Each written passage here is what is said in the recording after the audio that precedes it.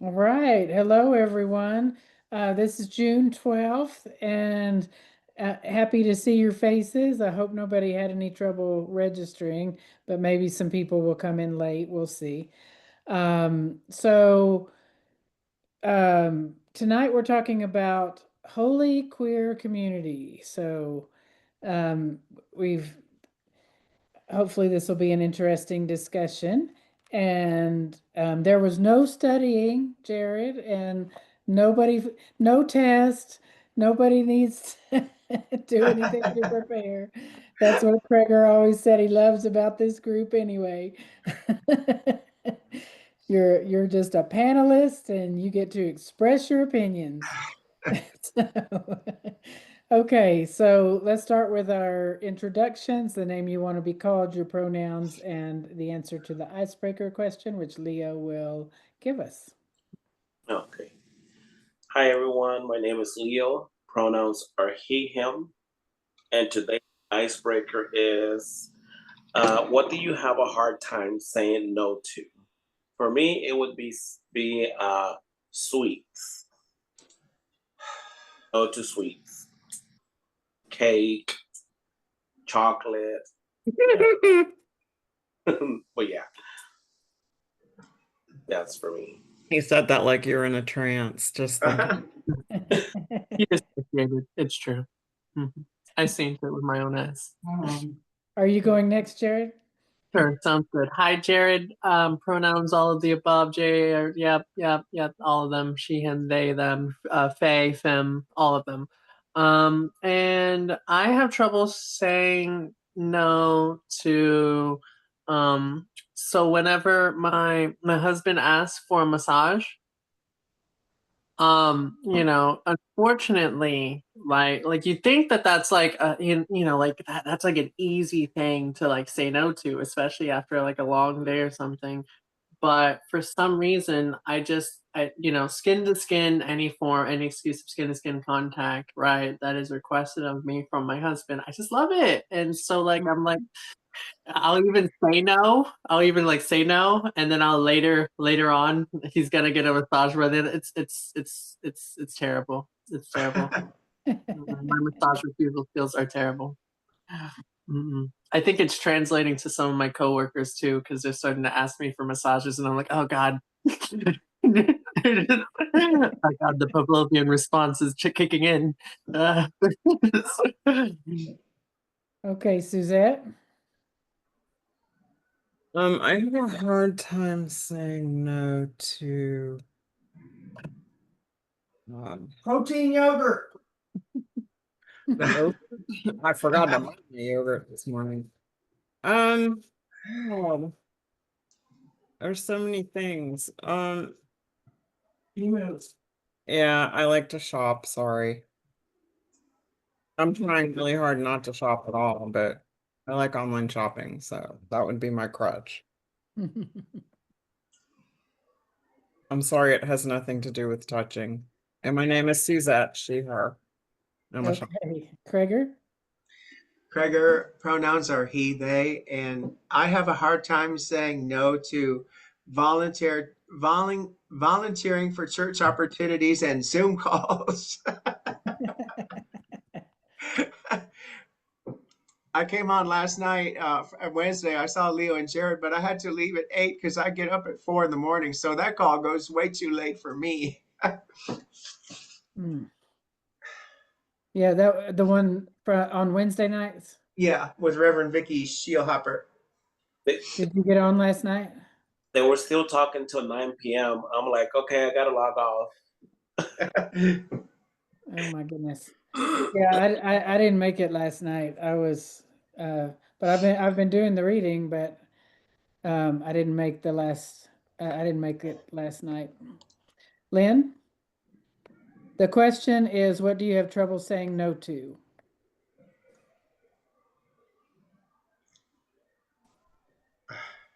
Everything.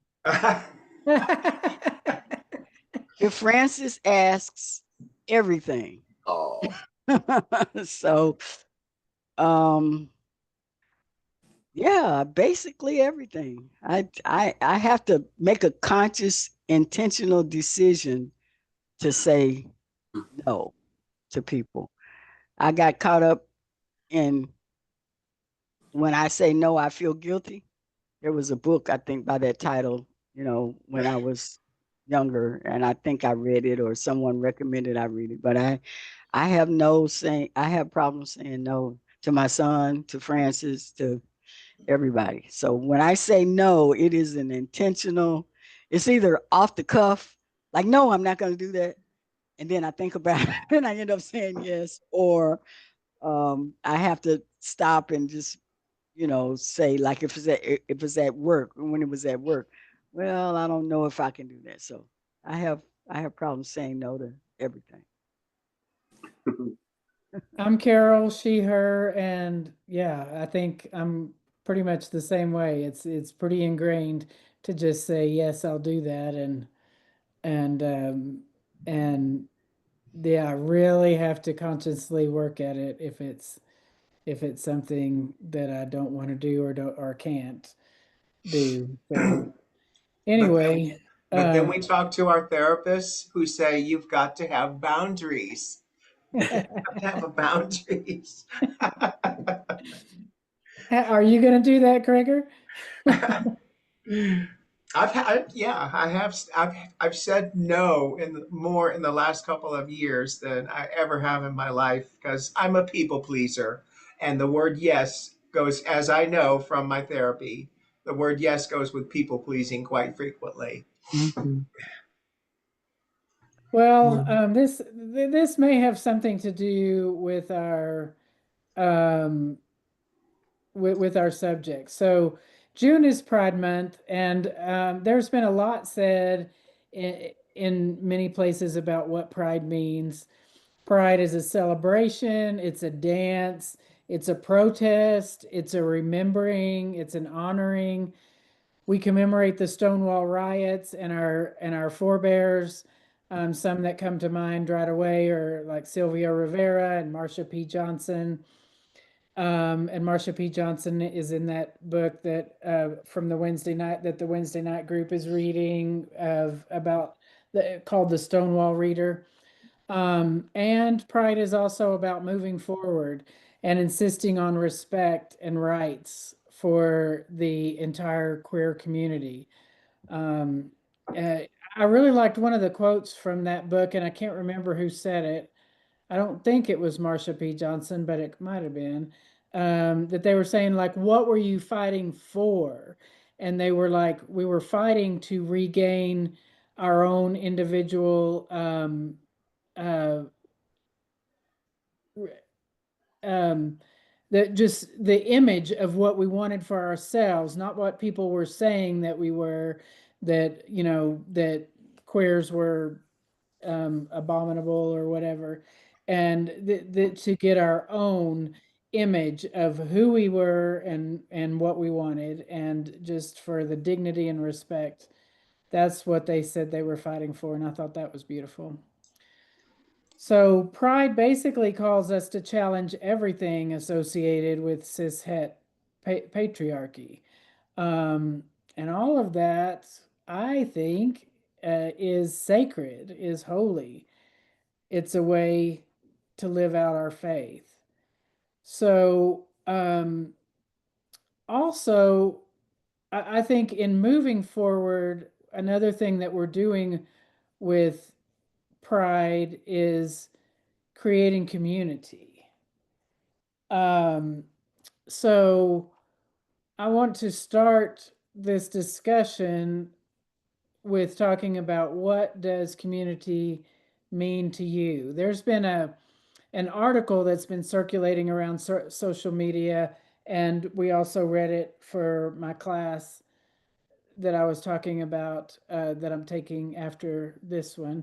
And a therapist from California named Mel Lopez says that community doesn't just mean who you go to Pride with or who you want to hook up with, but it has to do with the people that support and lift you up. So it's a tool for literal survival, but also a good therapeutic modality, Jared, to manage depression and anxiety and trauma. I bet you know some things about that with your work. And Mel says that the sense of belonging and care that exists in true community helps us battle isolation that also that often comes with depression and anxiety. Um, so how how do you see that? Do you see community as being supporting each other? And how do we do that? Jared? Let me see. So in my clinical work, right, like generally like community is the biggest deal actually. Because a lot of the more old school therapeutic interventions are all about this idea that everything's a personal problem, right? Like you have all these problems because you, I don't know, sexualize your mom or something like that, right? Like you know, and that it's archaic. It's archaic because there is and always has been systemic problems in everyone's life, right? Just about everyone that isn't sorry. Everyone in the Bible Belt has experienced some form of institutional trauma, right? That is to do with their relationship with community, with the trauma of struggling to fit in, with the trauma of having to experience coercive control, high control groups, right? Ultimately cults and their dabblings and connections to them, right? And like the healing part of this process usually comes not from being like, well, okay, so you were in a cult and that's your fault. And you know, you just lack the coping skills to navigate that cult. And why couldn't you survive? But it's more like, hey, okay, so there are huge systems that destroy people, right? What are some systems that can be used to build us up, right? Like what's a sisterhood look like where you're not being judged, right? Yes. You know, what does a community of people who get it like look like whenever you have a huge trauma of being othered, ostracized, and treated as I don't know, a person of color in the Bible Belt. And you know, like it's such a huge thing within our community that we are currently deconstructing, because it is actually it's incredibly harmful to take a person is the problem approach to therapy, because that teaches that person that, hey, okay, you racism is your fault. Hey, okay, you know, like white supremacy is your fault. Hey, you know, why can't you survive this sexist, transphobic, abusive relationship? You just don't have the skills, you know, when in reality, you know, you were probably isolated. You were navigating some form of abusive dynamic because all those different people, situations, and high control groups, right, create large scale systems that abuse, right? And you really just need a home because you don't feel safe, right? And so it's so important in my work personally. Community is literally that space that combats all the systemic oppression that you've gone through. Yes, yes. Oh, that's beautiful. That's beautiful. And I want to point out that, um, you know, we're going through so much in just as a society lately, and there's a lot of protest and things like that, and just getting together for things like Pride or getting together for a march or something like that. I mean, I think that speaks volumes too for support. And I mean, a person might be part of your community that is just showing up to a pride parade or or a march for something that is important to you, and those people are part of your community, right? Yeah, so I think it doesn't necessarily have to be, I'm gonna, um, when you're sick, I'm gonna bring you chicken soup, or one of the things I hear at church a lot, like there was, it is like people getting mad at the pastors for saying, you know what, I haven't been here in 3 weeks and y'all didn't notice. Nobody called me. And I'm like, wow, that's a lot to put on a pastor or even a congregation, so I think it's good to do those things for each other, to notice, to return texts, um, to connect to people however you can, to just make that a part of your psyche of how to support other people, and then other people, and I mean, you can't, um, other people end up support, and notice who supports you. Surround yourself by the people that do, um, share your values, and that don't oppress you. um, and I think that's really important, but it's kind of hard to do. So, before we talk about maybe how we build community, um, I'm reminded about um, some things that came up when Suzette and I were talking, as well as things that that are coming up in that Stonewall Reader that is being studied on Wednesday nights. In the time of Stonewall, it was so hard for LGBTQ2A people to find each other. It was just, and the consequences of being open and public were pretty severe. And for some people they still are. uh it and I think it's becoming more and more dangerous for trans folk. um but anyway, but I was so I just want to ask, like, um, I think things have changed in our lifetime, but how do you find community? How did you guys find the church, for example? Um, how did you, for those of you that are partnered, how did you, meet your partner?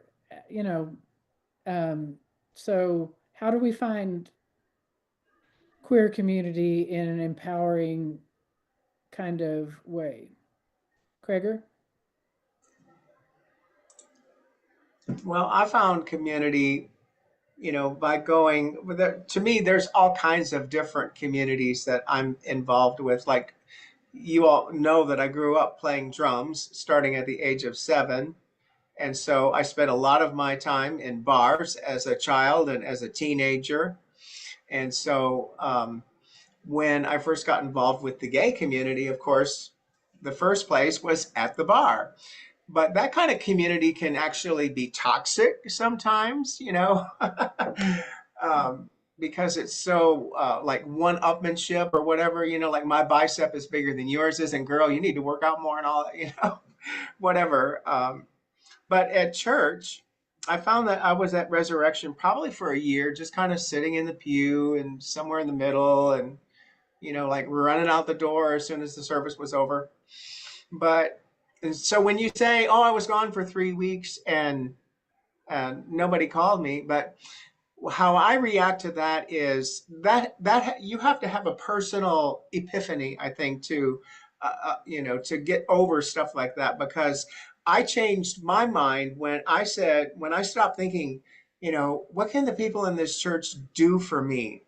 How can they help me? And so I changed my mind and said, wait, how can I help this community? How can I get involved? How can I?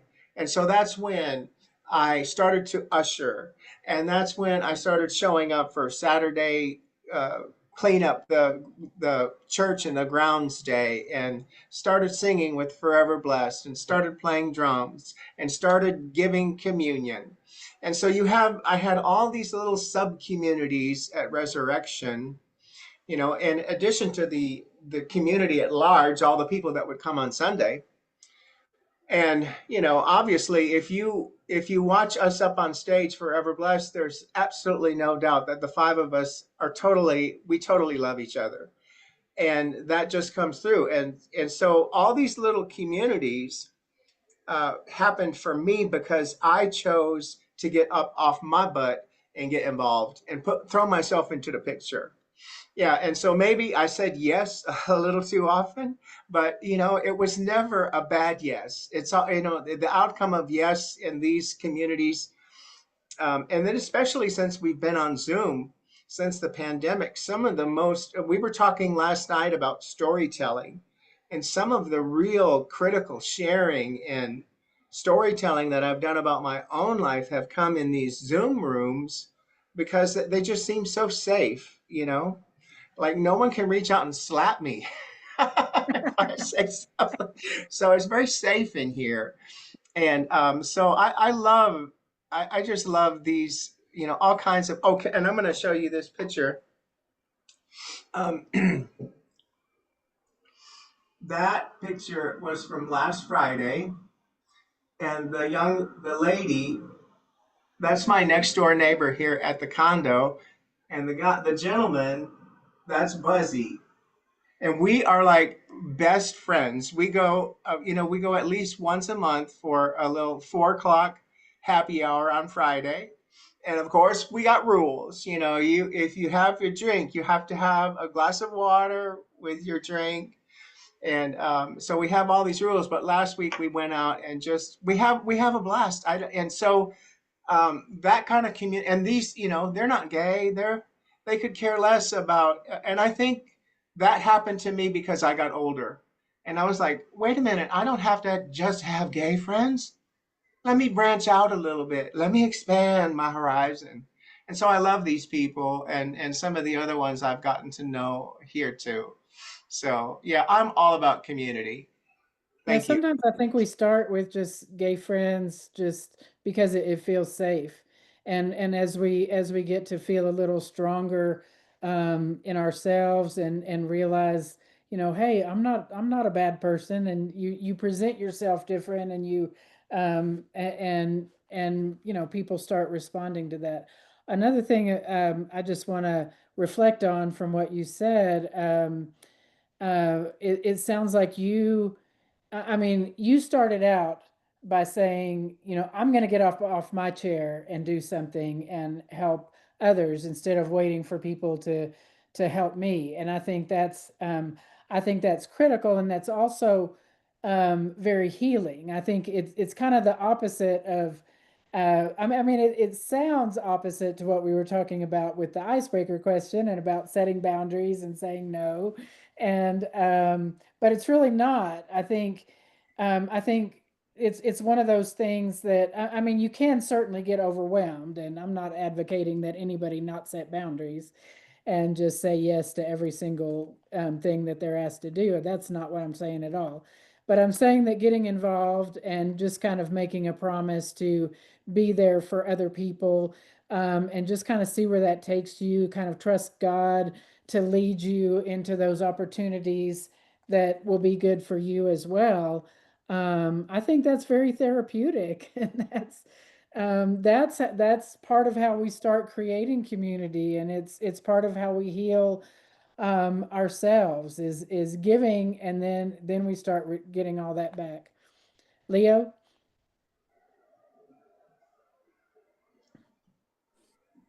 No, I definitely agree with Gregor because, um, like I tell my husband, um, I have this saying that no one's coming to save you. No one's coming to tell you, hey, join this group, or it's like Gregor was saying, it's up to us to to look for these Zoom calls, to look for, we wanted to volunteer at the food bank, and instead of waiting for for someone to arrange it, we went ahead and arranged that. But for me, also, community is part of symbols. So for me, I like hanging uh, my flags outside, right? So I have Mexican flag, I have the trans, you name it, I have the flag.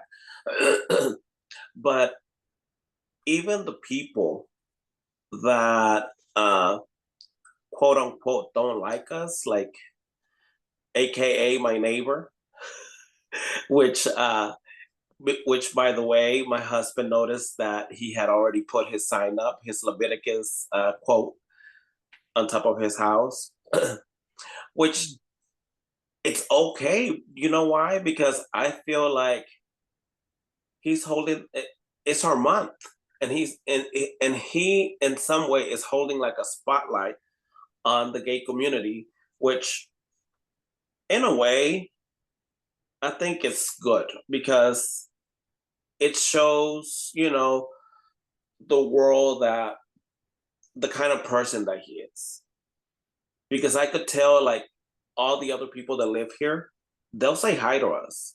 Like, the guy that lives over there has like 5 kids. They're always roaming around. He's always waving. The other retired guy, he's always waving. But it just shows, I guess, the kind of person he is.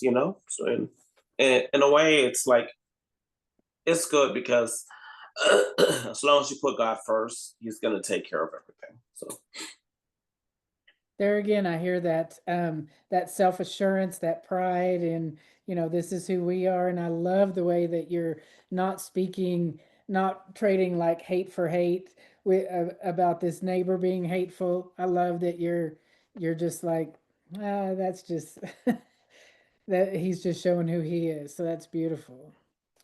I uh I watched Milk last night. Have you? I'm sure most of y'all have seen that.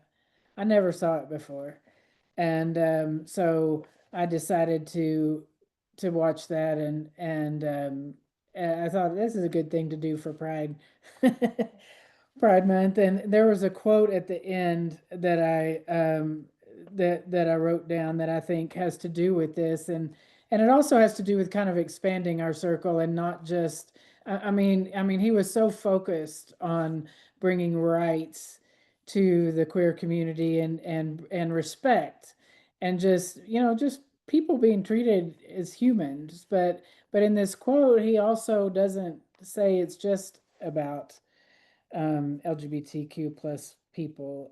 So this is he was just doing a little cassette tape, and saying, if I'm assassinated, here are some things to know about what has happened.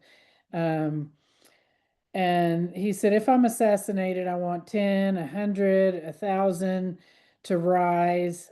I if a bullet should enter my brain, let it destroy every closet door.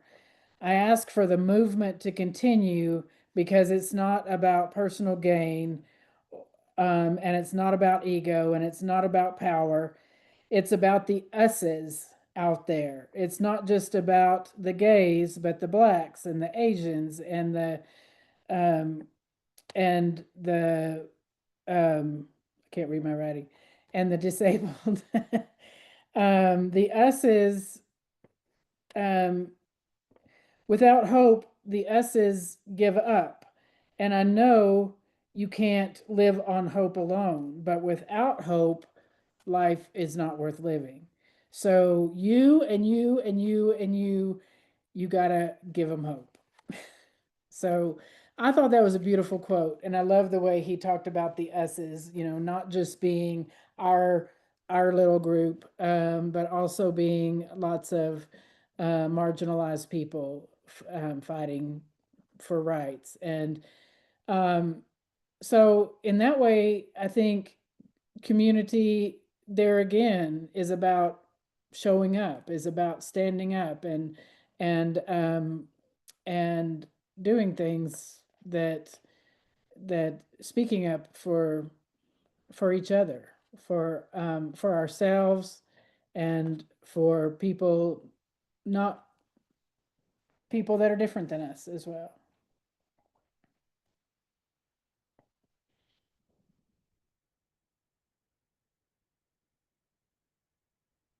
Um,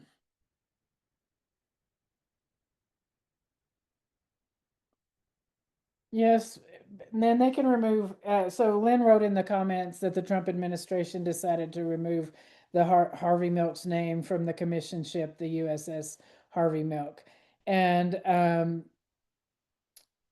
yeah, and that's a terrible thing to do, but on the other hand, it brought some new attention, and Harvey Milk's legacy lives on, and with or without his name on a ship. That was just a crude, rude thing to do, but Can't erase history. It's true. yeah. Yeah. So it's also important for us to just keep saying the names. That's part of pride, and that's part of community as well. And just keep saying the names. And I love that the Wednesday night group is doing the Stonewall Reader during this Pride Month. And that's really nice to remember some of that history. Leo?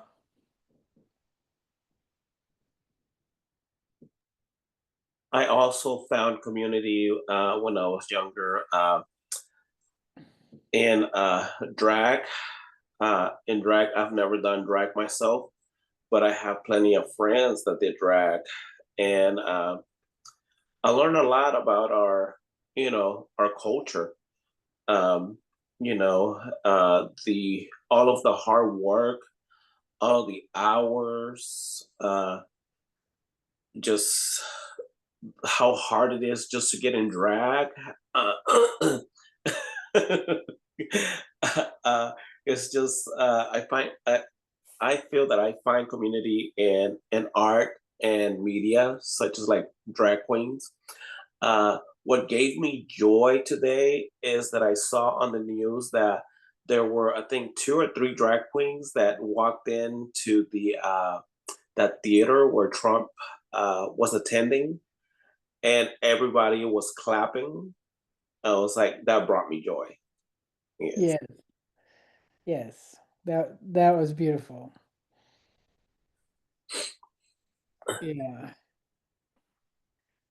Um, I also watched a movie, Dumpling, not too long ago. Um, the Dolly Parton theme, but in that movie, this girl who's, a big girl, whose mom is all skinny and is a beauty pageant queen, decides to um, join this beauty pageant just to spite her mom, basically, and ends up uh, but she doesn't know how to dress, how to do anything, and then she goes to this. She finds from her dead aunt's stuff. She finds this notice for a Dolly Parton night, and so she gets um, her not so popular friends who also decided to join the protest of the beauty pageant with her. And she says, "Let's go check this out." And they find out it's a bar, and the Dolly Parton night is a drag show. and and the drag queens all just take in these girls and just teach them how to do the beauty pageant, how to dress, and how to have confidence, and just really get them to come into their own. And so there again, community just folds out from a single act of saying, "Oh, come here, honey, let's Let's get you fixed up. And so I just thought that was that's just a beautiful example too. Um, Mona, I don't know if you want to say anything, but you've certainly been a wonderful example in this community for standing up for so many years and doing protests, being part of the church, just comforting people. And so I mean our subject is about how do we build community, and I think people have said some beautiful things. I just wonder what you as a somebody who's always contributed to the building of this beautiful church community that we have, and far and beyond that. I wonder if you would like to add anything. Well, I think, well, I grew up in a biracial family at the time.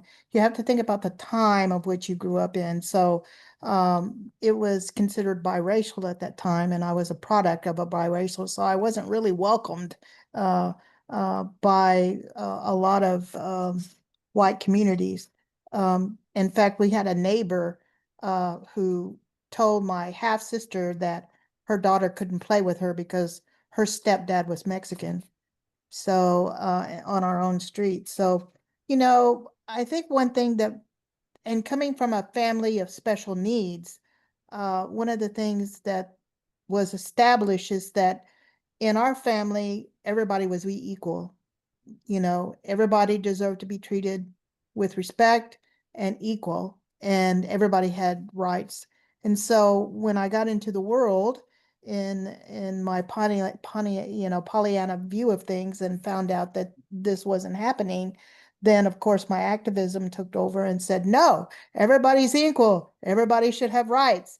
Everybody. So it didn't matter. And for that, I fought. I was on the front lines in all of these marches to make sure that I'm just as equal as everybody else, and we all come from God, and we're all the same. And I didn't like religion saying that I couldn't participate because I was a woman or I was a female. And so when the church came about, then that formed a community in that we were all fighting for the rights at that time. We had so many laws against us, and so we were all trying to break down these laws that had been established over time and to break barriers and to build a community. We have to remember that I was 20, graduated in 73, the church founded in 75, that makes me 20. So we were building a church. And so we went out into the world. That's why we lost so many people, because we were a very young church. If we had anybody in the 40s, they were like ancient. So we partied and we rallied and we fought for what was right. And it wasn't easy. And, but we did it. We did it because we are God's children also. And I will continue to do that, to fight for those rights in the process. Did you find that built you up as well? Well, religion religion has always been a part of my life. It's been a big factor of my life. It's particularly the Catholicism is the foundation of my life. Now, does that mean I agree with it? No, we have shades of gray there. But it gave me the strong foundation to know that there is a spirit, there is a power greater than myself. And that is what I'm very thankful for, is for that. So, that I've walked with that, all of my life. So that is my strength in that. Not everybody has that. And not everybody has a family situation with dynamics that will accept them. In my family, even though I was the black sheep, we just didn't talk about it. Everybody knew, we just didn't talk about it. And so, and that was okay, because I don't want to force anything down anybody's throat. People need to come to a realization in their own time and then in their own understanding. But I'm not going to back away. There was a period of time when I didn't speak to my family, because I said, you accept whomever I bring in this house, whomever. And if you don't, then you don't accept me. And there was about a year when I lived in Sugar Land that I had no communication with my parents in that respect until we came to the mutual respect and understanding. You accept who I am. And so, you know, we just didn't talk about it. And so, but it was accepting. And so it got to the point where they said, well, you know, bring a guest. And I said, okay, I'll bring a guest, you know. So my guest and I were usually at the children's table, but we were there anyway for holidays and stuff like that. But you know, it worked out. Unfortunately, other uh, people's partners or significant others had to wait in the car. They weren't allowed in the houses. That's been my experience with people. Um, so, but I wasn't going to have it. It was no, no. You accept whomever I bring in that house, and so that's what I stood by. And you know, And you have to. It takes a strong individual to live a lifestyle different than what society wants you to live. You have to be strong and determined, and be comfortable with who you are. And how did community help you come to that understanding or find healing, Well, give you that community gave me strength? my friends at that time. Unfortunately, all of them, I'm the last Mohican, so to speak. All of them have crossed over because of AIDS and, you know, illnesses and the pandemic. But it gave me a community because we were all fighting together. We were all of that age, and we were all fighting for the right of being human and being accepted. And Yeah, so they were strength. They were bonding. They were family. They were a family of choice. And we stood behind each other. And if anybody was in crisis, then we rallied around that to help each other get through it. And so we partied hard, and we played hard, and we had faith hard, and you know, we rallied. So beautiful. if that helps. Thank you. Yes, yes, that's beautiful. Kreger? Yeah, listening to these stories, it reminds me about some of the funny stuff that I went through when I was coming out, because I'm 62. Most of the gay men my age, probably that would be my age now, a lot of them died of AIDS. And so I was extremely fearful of, touching a man or anything until at least it came out, I think, that if you used a condom, it might be safe. So I spent a lot of years in the closet, and there was no computers, there was no cell phones, and the only thing I knew about gay men and gay people was what the straight community had told me or whatever I had learned in the straight community. So I'll never forget the first time I walked into a country and western gay bar in San Antonio, and I think I was 19 years old, maybe. I think you could drink at 18 back then. And I literally walked in the door expecting to see everybody wearing a dress, because that's what I thought. I thought gay men wore dresses. That's what I was told. So I walk in there and I see these hunky, glorious men two-stepping and holding on to each other with their cowboy vests and their black leather vests and their hats and stuff on. And I was like, oh my God. And so it's just having to learn. And so fast forward, several decades to when my niece, who is now like 32, by the time she got to be a teenager, it was such a non sequitur for her that, Uncle Craig is gay. Like, so what? And she spent most of her young education at a Baptist Christian school, and she just simply didn't care. And now with the, eventually I found out there was this magazine called This Week in Texas, and you could go. Remember, Mona?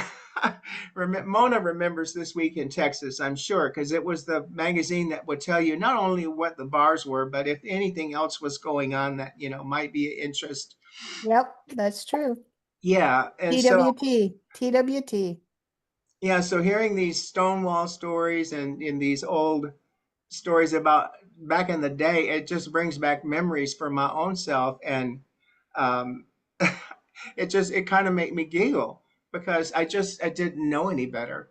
It was called This Week in Texas. Oh yeah, it's a magazine. Yeah, Yeah, I missed that TWT. one. Yeah, I guess now with the internet, I suppose a lot of the it's just a lot easier for people to find each other. Well, by the time I found Resurrection MCC, there was a computer because I found them, I think, originally like in 1998, and I already had a computer. Mm.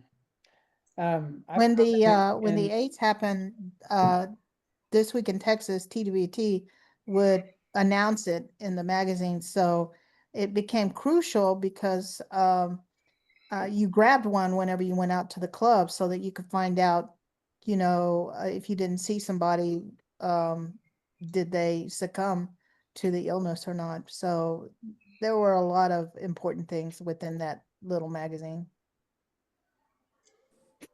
Leo. Yes. Just like Reverend Mona and I think Cracker, y'all both mentioned it. um, setting those boundaries, right, with family, with friends. Uh, you know, uh, one thing that I learned uh, about getting closer to God is that once you get married, you are one with with your significant other. So it's either if you accept me, you have to accept me fully, because it's my husband is part of me. Um, and it's sad to say that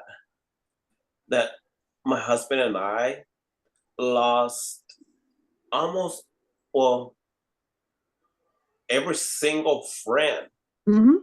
that we've had that we thought were our friends, right? Uh, but it's because they didn't love us fully; they loved us conditionally. And just like Mona said, if you're gonna love me, you're gonna love me fully because my husband is gonna be with me. My husband will not stay in the car. My husband will not stay in the closet. And and I think that helped, like putting us out there and being vulnerable, because now, you know, now even our family, like they'll send us an invite for the two of us. They'll say, "We want you to be part of the party. We want you to be involved." Um, the friends that we're making now, they're actual. I don't know. I struggle with words. I struggle to find the correct word, You're but doing great. but they're actually the friends that we want to keep. Uh, so I think that yeah, putting yourself out there sometimes it hurts, but it's actually also good because I think that has brought me closer to my siblings too. I for some reason I thought that my siblings were not gonna like me when I came out. I don't know why, but that was just me. But uh, I've learned that they love me. Like, my sister is always constantly planning things with us. Um, I call my brother every Friday. Uh, but yeah, that's just my 2 cents that I had.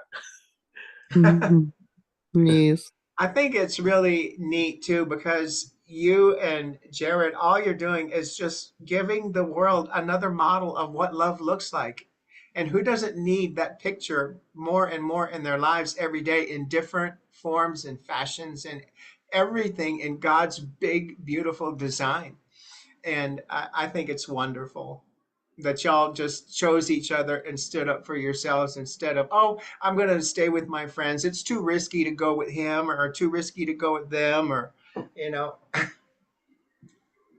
It definitely hit different because you know, as people of color, you know, we kind of have to navigate a lot of um uh, we have to navigate relationships with the understanding that the most popular part of our culture hates us, and so therefore there are parts of our friends, the people that we were getting to know, right, that the parts of them that haven't successfully deconstructed and, you know, like de-identified with these parts of their culture, right, they still have these traits of colorism, these traits of homophobia, these traits of racism, these traits of internalized like sexism and actual sexism, right, and you know, like this hierarchical approach to situations, right, and you know, like this ranking of people based on social class, you know, and navigating all of the chingaderas of it all was it has always been like like such a distraction for us from like connecting with our community, like from with connecting from like the people, like on a soul by soul basis, because you know, we would be talking to people and you know, for me, I would be thinking that, you know, like they have the capacity to have a relationship on a soul by soul basis, when in reality that's Jared being incredibly optimistic, because they're not even looking at me as a person. Right, like, and you know, like, and this would happen very, very consistently, right, where you know, these sort of dynamics were very, very secondhand to the disgusting straight community. So like these sort of like tendencies we are things that are very, very, very common, and it's always been so sad. So really, like, Kreger, your dynamic of like, oh, I can have gay friends, before I have like straight friends, and like I can have straight friends too, is like it's a little harder, because like I, you know, recently I've come to the conclusion that like if someone's not doing the inner work to deconstruct a lot of the culture that literally hates people like me and my husband, I'm literally not safe with them. And it is hard to just be around people, um and like and be in this state of hypervigilance to be like, well, are they doing the work? Right? Like, are they actually able to name the role race plays in in their dynamics, right? Like, who are they as a person? And have they really, really figured out how they benefit from their privilege? And mm, it seems so artificial, because it's like that got nothing to do with people on people, but Jesus, it has interfered in so many of our relationships that we can't afford to skip that step.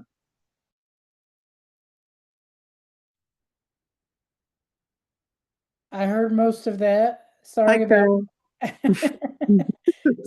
sorry. Glad My you're back. electricity had a blip, and I lost the whole connection for a while, but Suzette got me on speaker, and so I got to hear most of what you said. But I'll have to go back and listen to it on YouTube. But thank you so much for all your sharing. But I guess I'm back just in time to ask Kreger to pray us out. All right. Holy Spirit, Holy God, we're just grateful for another session of God Talk. We have the ability to connect and share a kind of intimacy in this Zoom space that we just don't get anywhere else, even sometimes in person. As I was saying earlier, sometimes the fact that I think that we're all virtual, it might add a level of security or safety to our presence in this space. And so we're just grateful that we can come and share. And what we should feel here is love, because that was our promise from the get-go of this call, is that we would just be a place where we could love on each other and learn new things and understand. And we're grateful for all the words that were expressed tonight as we touch on the history of our community going back to the Stonewall incidents in the late 1960s, and what a ride it has been. And so we're grateful that we're still breathing. We ask that you give us patience. We're really up against the wall now. It seems like every day we're just being challenged. We're gonna have that breaking point here soon, where we're gonna be like those Stonewall people. It's already happening in LA, and it happened here in Austin on Monday night. And so, good trouble. That's what we need, is good trouble. And we can't take all this stuff lying down, as you will, or if you will. So we ask for patience, strength, peace, hope. As Harvey Milk said, we got to have hope. So let us go with the rest of this Pride season with hope, most of all, and with love. We always need love. And sometimes we might need a good 1-2 punch. Be there with us through it all, God. We ask in Jesus' name. Amen. Amen. Thank you so much. That was We'll beautiful. see y'all next week. Bye. Lots of love. Thank you all for Bye, being be here. safe. Bye.